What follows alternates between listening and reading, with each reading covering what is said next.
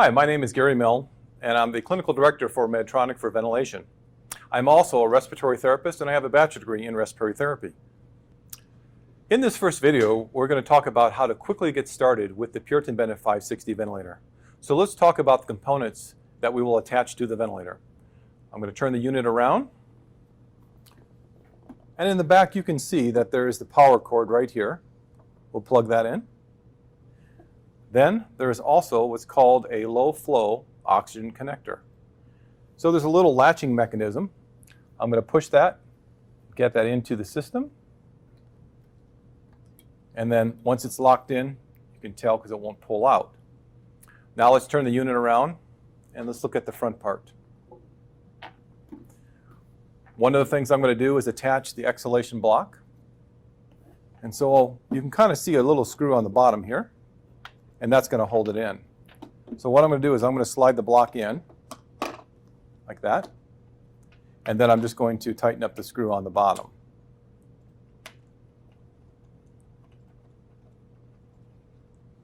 There we go, nice and tight. Then there's the exhalation valve right here, and so we're going to attach the exhalation valve as well. So on the side of the unit, we're just going to put that right in here. Okay. And then there is some diameter indexed places for the connections. So the exhalation valve will attach to the smaller component right there. And then we have also the proximal pressure line, which will also attach right here.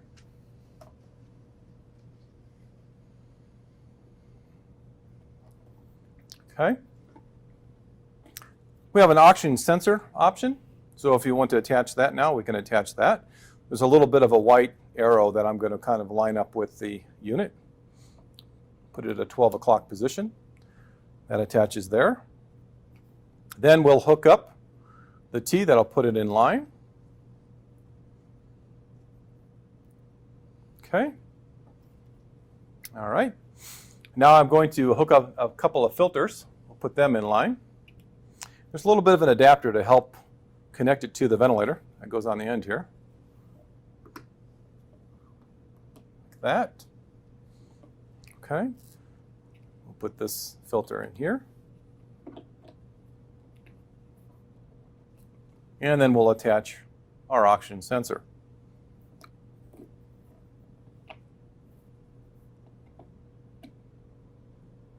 All right.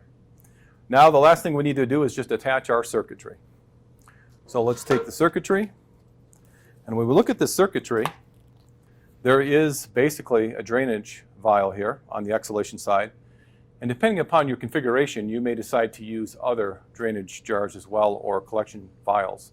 So on the inspiratory side, if you're using a humidifier, you may want to place one there. So now we'll connect the rest of our circuitry. So we're just going to connect to the exhalation side, and then we'll connect to the inspiratory side.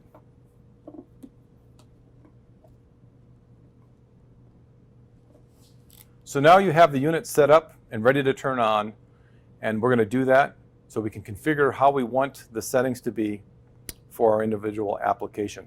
So let's turn the unit on.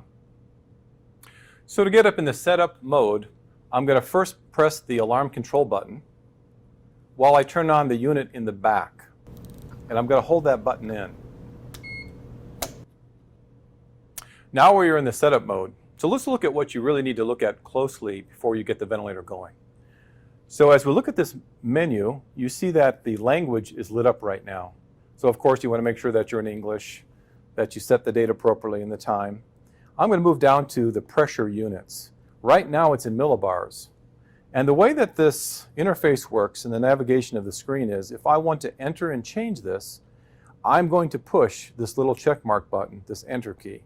So when I push it, it gives me an option. You can see it's flashing, and I can go minus or plus. I'm just going to go up. And it goes to centimeters of water. And by pressing the check mark again, it will confirm that setting change. So of course that would be important to determine what units you want to use. Now I'm going to move quickly through the rest of this menu and talk about it more in depth in other videos, but I'm going to go to the next button at the bottom. And once again, I have to push the check mark button to get to the next screen. And I'm going to come over here, and I'm going to go to the relative pressure. And this relative pressure is really saying, how do you want the pressure support and the PEEP to work in its convention in terms of, is the pressure support on top of the PEEP, or is it an absolute pressure that it will stop at? So I'm going to press the check mark button. I'm going to go up, and I'm going to put yes. And yes basically means that now the pressure support and the pressure control will be on top of the PEEP setting. So now that I've completed the critical ones, I'm going to go back down here by using the down arrow key, press the enter, and we've set up the unit for a quick start for the Puritan Bennett 560 ventilator. So at this point, I need to turn the unit off and back on to get in the normal mode of ventilation. So I'll do that now. And then we'll turn it back on.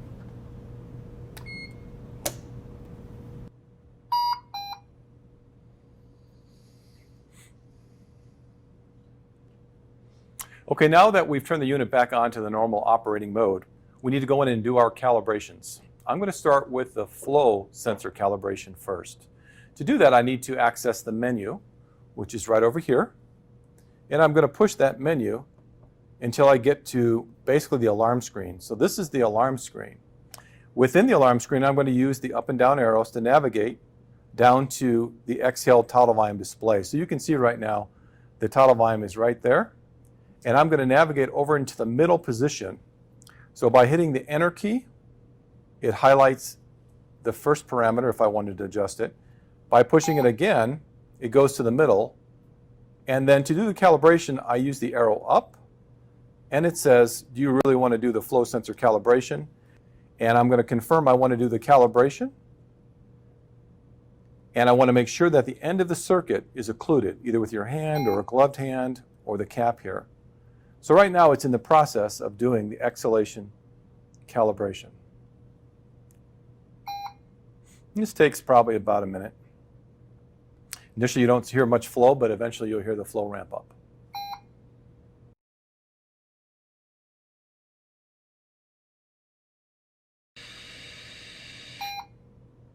Okay, so it has just passed the flow sensor calibration. Down below, if you did not pass, you would have an alarm here saying you failed the calibration. Please refer to the manual for things that you might want to check if you fail your calibration.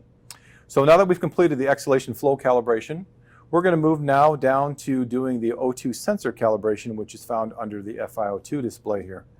So I'm going to go ahead and navigate down from the tidal volume with the arrow keys, down to the FiO2, press the enter key twice. It's in the off position. I'll use the arrow up. And I do want to do a calibration. Yes. I will press the check mark to confirm I want to do the calibration. This is a very quick test. Okay, so it's already completed the test. The O2 sensor is now calibrated. We've done both of our calibrations, and now it's time to go ahead and put in those primary settings on your patient. So what we're going to do is we're going to go back to the regular setup screen in terms of initial parameters and mode of ventilation by pushing the menu button. And you can see on the top we are basically in volume-based assist control. If I want to change the mode of ventilation, I simply push the check mark button, and then I can scroll through to the different types of modes and approaches to ventilation. Once I actually get to the mode of ventilation that I want, then I will basically confirm that. Let's say I want to go to pressure control, assist control. I'll press confirm. And one other part that I need to do is I need to make sure I've got all the parameters that are important to me. So what is that inspiratory pressure I want to set? What is the PEEP I want to set? Once again, if I want to set a parameter, I'm going to just press the check mark button. I will use the arrows up and down, and I can determine how much PEEP I want to set. I always have to finish by pressing the check mark button. You can use rise time as well. The lower the number, the faster the rise time. So 1 is faster than 2. You can determine the rate. You can determine your inspiratory time. You can determine your trigger sensitivity. And for an adult, usually around 2 or 3 is a good starting point. When you get down to 1 and 0, it's more of a pediatric setting. And then you can also determine if you want to use a volume targeted mode. Right now I have it off. Once you've completed your primary settings, then you'll go down to the area below, which is the preferences. So to get into preferences, I make sure the box is lit up and I press the check mark button. So now you have some other preferences. You can determine the backlight, how bright you want it, and work your way through a number of these different options. So how bright do you want it, the contrast, the alarm volume. If I want to change anything, once again, I just press the enter key and I just adjust the parameter. Okay. I can move my way down. Apnea alarm, I've got it set to on. Disconnect alarm, of course I want that. And if I press the enter key, you can determine how many seconds before you get a disconnect. Once again, I have to press the check mark to enter that value in. Do I want waveform displays, pediatric circuit? If you're using it on a pediatric patient, we are not doing that. There are some reports that are in the manual if you want to look into the manual about that. And when I finish this screen at the very bottom, it will go back, I can go back to the primary settings screen. So I've done my initial settings. I can decide to push the menu button again, and I can go to my alarms. And so in my alarm screen, there are specific alarms for different types of modes of ventilation. In this particular one, there's a tidal volume alarm. And so if I want to set a tidal volume alarm, this is my inspired tidal volume alarm. I make sure the box is in the correct row. I'll press the check mark button. And by using the arrow keys, I can adjust that parameter. Once I'm done, then I will press the enter key, and it comes to the other value, and I can adjust that parameter.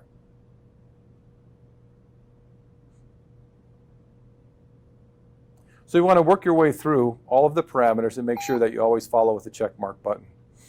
So then I've got my exhale tidal volume, I've got my breaths per minute, and then I have my FiO2 settings for the alarm as well. Once I'm done with my alarm settings, then I can once again push the menu button, go back to my primary settings. And so now basically I have determined my mode, my primary settings. I've determined the alarms around that primary setting, and we're really ready to actually start ventilation. And so with this, I'm going to go ahead and start the ventilator. So let's hook up a test lung and let's get the ventilator started. Okay, so now that we have our test lung hooked up, we're going to go ahead and start ventilation. So on the lower left-hand side, you'll find the start button, and you'll also find some instructions right here on the screen while it's in what we call a standby mode. So this is what it looks like for standby. If I push the start button,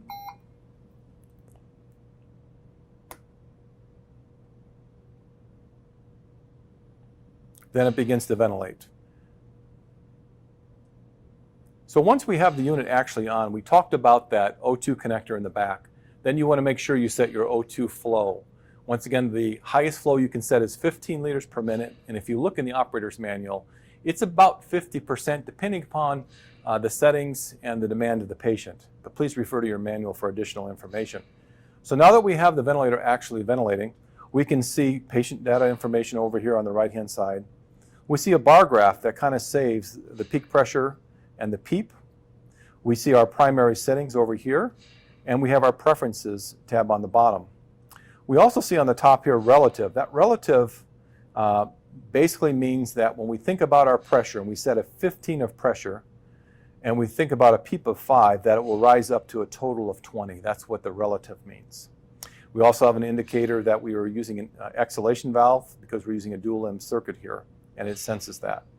So now I'm just going to scroll to a couple other menus that you can look at. We've looked at them a little bit already. If I push the menu button once, it goes to the alarm screen, and you want to make sure that your alarms are appropriate. Once again, to adjust your alarms, just move the box to whatever alarm you want to adjust. Press the enter key to get into that particular alarm. Adjust that alarm to wherever you want that to be adjusted to, and you can hold it down and it moves quicker. Once you're done with that one, press the check mark button again, and you can see the patient value right in the middle, and then adjust your other alarm to wherever you want that other alarm adjusted. And I'll just leave it there for now. And then once again, I can move the arrow down to move down to the respiratory rate, enter in by pressing the check mark button and saying what type of high respiratory rate do I want, finishing that with the check mark button.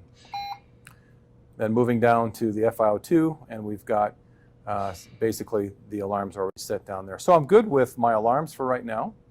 And I'm going to move to the last menu screen, and that menu screen is basically the waveforms. So now you have the waveforms here. You can see the mode of ventilation up on the top. You can see that we have the pressure and the flow waveform. And what happens is it looks at 3 breaths, and after 3 breaths it will rescale automatically. And you can see patient data information around the screen as well. So there are really 3 screens that you can look at. This is the waveform screen, primary settings screen, where you change modes and other settings, and your alarm screen. So that concludes the short, quick setup of the Puritan Bennett 560 ventilator.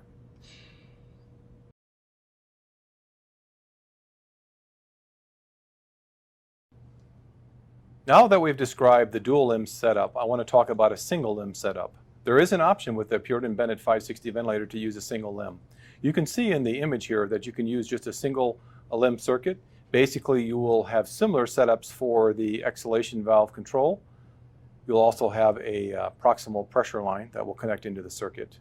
You'll have a filter as well, and you can also connect the oxygen analyzer sensor. As for the exhalation side, you're just going to go ahead and cap that. We recommend that you cap the exhalation side. So there are some circuitry pieces in here that are not included, as you'll see up in the text up on the top right-hand side here. So you decide if you want to have drainage vials, things like that included in your circuit. But once again, very simple setup in terms of using a single limb.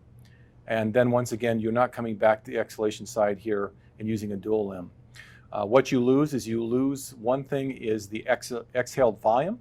And so you have to remember to turn off the exhaled volume alarm because you do not get any exhaled volume back into the machine. So that describes a single limb setup for the Puritan Bennett 560 ventilator.